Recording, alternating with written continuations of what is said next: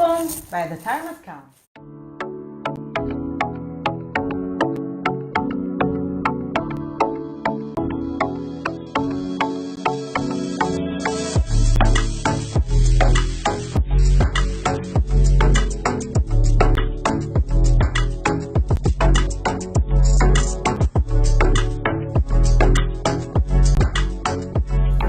Bonjour frères et sœurs, vous êtes bien sur votre émission The Time Has Come. Donc je suis le frère Jérémy et aujourd'hui on va vraiment parler de ce que nous avons besoin. On va parler d'une chose qui, on va parler de la foi, notre pensée, ce qui peut nous arriver dans la vie, les temps difficiles. Donc si on doit toujours demeurer, de rester dans la foi. En fait, on doit rester dans la foi, c'est le plus important. Parce que vu la situation, comme je dis comme d'habitude, vu la situation, les épreuves, les attaques, parce que souvent je suis attaqué, il s'est passé beaucoup de choses, j'ai mal, j'arrive plus. Mais est-ce que nous avons toujours la foi? C'est ça le plus important. Et puis c'est ça que le Seigneur nous demande. Parce que quand nous avons la parole, quand nous méditons la parole, en fait la parole nous ramène toujours de la foi. La parole nous rapproche encore plus près du Seigneur. Parce que malgré les épreuves, malgré ce qu'on endure, on peut être rejeté, il y a la maladie, en fait il y a tellement beaucoup de choses, mais au fin de compte on voit que la parole de Dieu nous rassure. En fait Dieu nous rassure qu'il est toujours là, malgré les épreuves. Que tu fais, il y a des critiques bien sûr, parce qu'on est appelé à ça, c'est pour ça que je dis à chaque fois, tu veux suivre le Seigneur, il faut accepter les critiques, il faut accepter le rejet. Il faut accepter que tu sois, par exemple, maltraité, que les gens parlent mal de toi, la calomnie. Il y a tellement beaucoup d'épreuves. Parce que je me rappelle dans le temps, on ne nous a jamais parlé de ça. On n'a jamais parlé que venir au Seigneur, on dit toujours que non, tu seras bien, tout va bien aller, il n'y aura pas de problème. Mais on comprend que venir au Seigneur, il y a des épreuves. Venir au Seigneur, il y a la souffrance. Mais notre frère Pierre nous le dit aussi, armez-vous de la même pensée. Et on voit que beaucoup de gens, ouais, je viens au Seigneur, j'aime Jésus, tout ça, mais quand il y a des épreuves, qu'est-ce qui se passe? On n'arrive plus. Oh non frère, tu vois, j'en peux plus. Oh non sœur, tu vois, j'ai plus le temps. Au fait, ça commence petit à petit. Et en fin de compte, on fait quoi? On abandonne. On ne peut pas abandonner. Reste debout. Réveille-toi. C'est plus le temps de se rabaisser. La parole nous dit que celui qui se lève, lève-toi, ne te rabaisse pas. Nous ne sommes pas de ceux qui se retirent, frères et sœurs. Nous sommes ceux qui restent debout. On reste debout parce qu'on veut aller jusqu'au bout.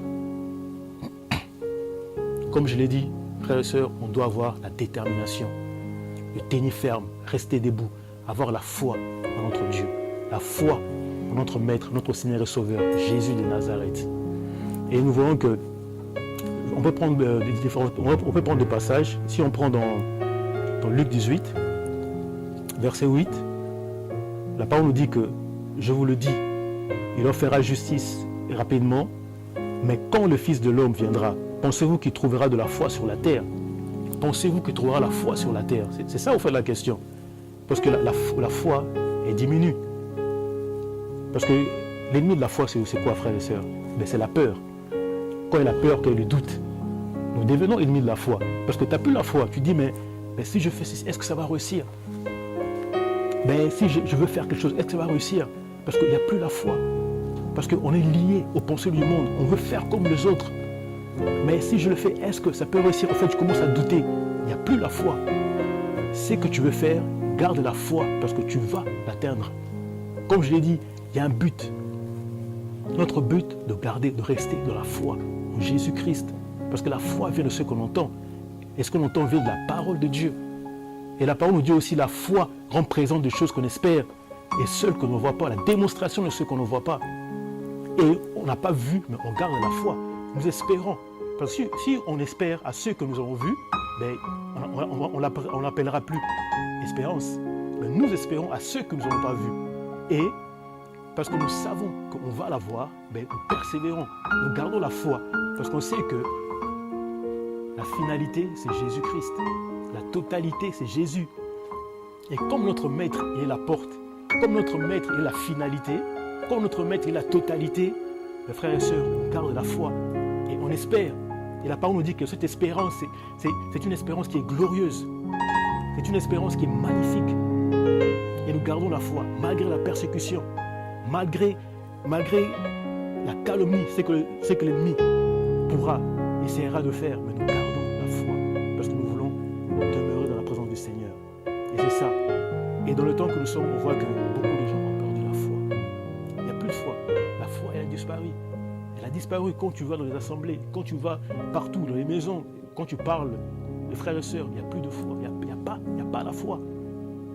Et si on voit dans le passage aussi de Matthieu 8, on verra que les disciples, quand ils étaient dans la barque, c'était la même chose. Quand la tempête est venue, ils tremblaient, il y avait la peur. Pourquoi? Parce qu'il n'y avait pas la foi. Frère, quand il y a la tempête, quand il y a les épreuves, quand il y a la maladie, et qu'il n'y a pas la foi, mais il y a des doutes qui viennent. Si par exemple, ton enfant qui est malade, je te dis, mais Seigneur, je prie, mais il n'y a pas de guérison pour mon enfant. Frère, garde la foi, parce que tu espères un Dieu véritable, un Dieu vivant. Tu pries pour un travail. Ouais, mais ça dure longtemps, je n'ai pas de travail, mais garde la foi. Tu pries pour obtenir quelque chose, garde la foi. Et c'est ça notre but, de garder la foi. Parce qu'on voit que nos pères ont gardé la foi. Si on parle d'Abraham, on parle de Moïse, tout ça, ils ont gardé la foi. Ils n'ont pas obtenu, ils n'ont pas touché ce qu'on leur avait promis, mais ils ont gardé la foi. Ils l'ont vu de loin, mais ils ont gardé la foi. Et c'est ça au fait. On doit garder la foi. Et dans le temps que nous sommes, frères et sœurs, il n'y a rien d'autre que la foi. Parce que nous, étant qu'hommes, qu'est-ce qui se passe au fait? On veut toujours voir, on veut toucher, on veut obtenir. Après, on va dire, ah ouais, comme je l'ai touché, comme je l'ai vu, en ce moment-là, je vais espérer. C'est pas ça, frère. Comme on l'a dit, la foi représente des choses qu'on espère. La démonstration qu'on voit de ce qu'on ne voit pas. Malgré qu'on obtient, malgré qu'on n'a pas eu, malgré qu'on n'a pas touché, mais nous gardons, nous espérons ça. Parce qu'il y aura le trouble. Et on voit que dans la barque, à cause du tempête, à cause du vent, qu'est-ce qui s'est passé, frère? Il y avait la peur. Et c'est ça le plan de l'ennemi, avoir la peur, de te douter, de te dire que est-ce que le Seigneur existe? Est-ce que c'est vrai? Mais tiens, lui, il a obtenu ce qu'il voulait avoir, mais pourquoi pas moi? Mais ça commence comme ça, il y aura des doutes. Et nous voyons que par rapport aux doutes, on va abandonner la foi. Il n'y aura plus la foi. On commencera à faire comme étant dans le monde.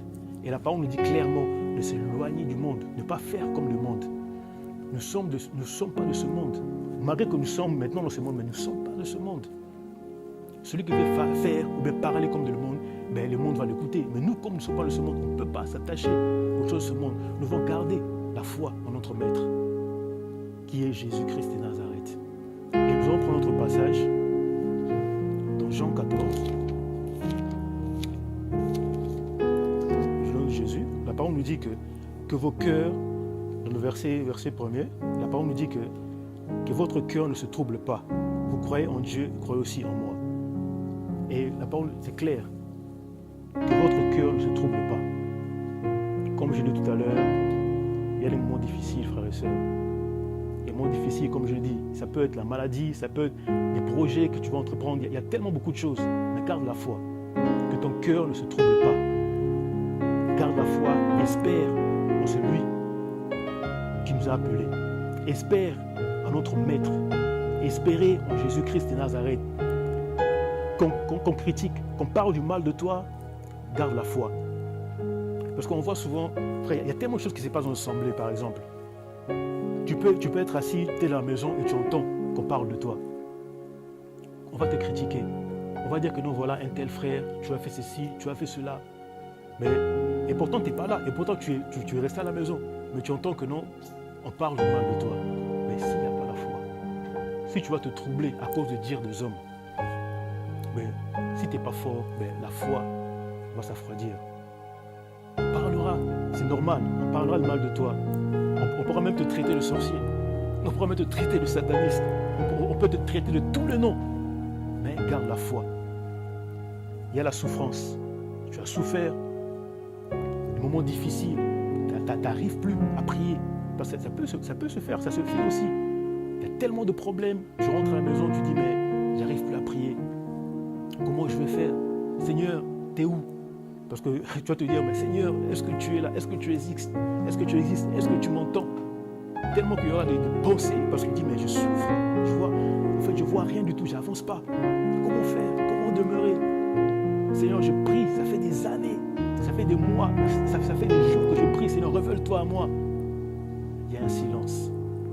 Et je vais te dire que non, mais Seigneur, est-ce que tu existes? Mais regarde un tel frère, une telle sœur qui prie, mais tu parles à la sœur, tu parles au frère, mais comment ça se fait que tu ne me parles pas? Et tu commences à tellement te poser des questions, tu te diras, mais Seigneur, j'ai besoin de voir ta gloire. Seigneur, j'ai besoin que tu me parles.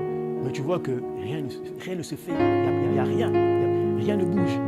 Et c'est là que le Seigneur veut voir. C'est là que tu dois garder la foi. C'est là que tu dois, frère, tu dois être déterminé. Tu dis que je vois pas, je garde la foi. Et c'est par là, frère et sœur, que le Seigneur va agir. Là où tu ne peux pas arriver, là où il n'y a plus de force, là où tu vas te dire que non, j'arrive plus, j'en peux plus. Frère et sœur, c'est par là que le Maître commencera à agir. C'est par là que le Seigneur commencera à agir. Donc garde la foi. Non, un tel a dit de mal de moi. Un tel a dit que je suis sorti avec un tel frère, telle sœur. Ne t'occupe pas de ça. Comme je l'ai dit, persévère, trace ton chemin, demeure en Christ. Et c'est ça, frères et sœurs, les apôtres. Ils ont gardé la foi. Ils n'ont pas regardé, ils n'ont pas cherché dans les coutumes ou dans les traditions. Mais ils ont compris que seul Jésus-Christ est notre Maître. Et nous voulons avancer dans cette espérance. Nous voulons avancer dans la crainte de Dieu. Nous voulons avancer dans l'amour de Dieu. Que tu sois malade, partout où tu es. Quand tu regarderas ces vidéos, que tu es malade, si tu souffres, prie. Je sais que mon Dieu fera.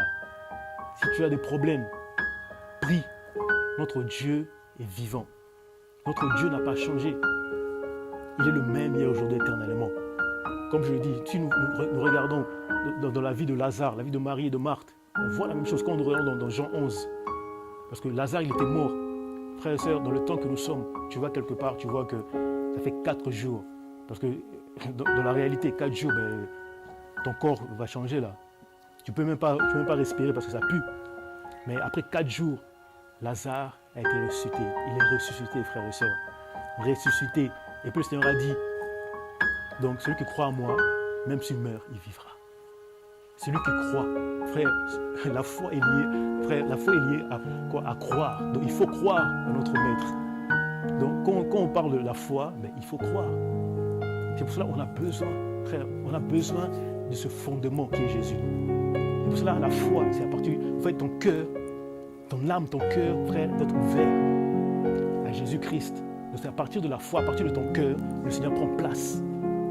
Il y a des épreuves, il y a la haine, garde la foi. L'épreuve de la foi, la patience. Ah oui, on a besoin de la patience.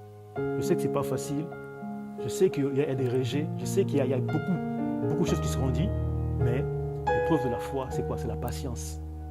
On doit être patient face aux épreuves de ce monde.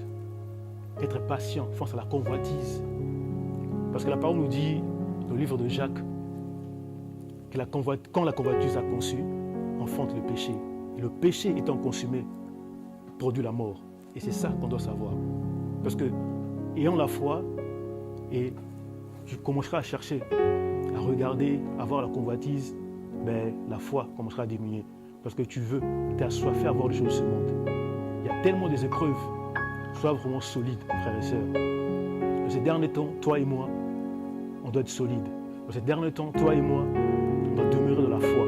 Dans ces derniers temps, frères, nous devons demeurer dans le fondement. Et notre fondement, c'est Jésus-Christ. Selon ces maisons, nous savons le parabole qui nous parle de 2 maisons, selon vraiment cette maison qui est dans le fondement du roc. Pas dans le fondement du sable, mais dans le fondement du roc, quand il y a le vent, quand il y a la tempête, ben, tu restes. Mais quand c'est le sable, quand il y a le vent, ben, tout va être ébranlé. Donc on a besoin de demeurer dans le fondement. Et ce fondement-là, c'est notre Maître. C'est Jésus-Christ de Nazareth.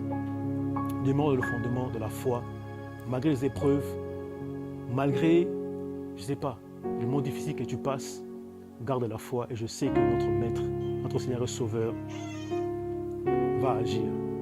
Frères et sœurs, voilà ce que je voulais partager. Comme je sais, comme je le dis à chaque fois, nous sommes dans des temps difficiles. On a besoin les uns des autres. Des moments de la prière, pensez à nous, de la prière aussi, prier pour les uns les autres, porter les intérêts des autres, et nous sommes appelés à cela. Frères et sœurs, encore une fois, passez une bonne journée. Au nom de Jésus-Christ, notre Seigneur et Sauveur.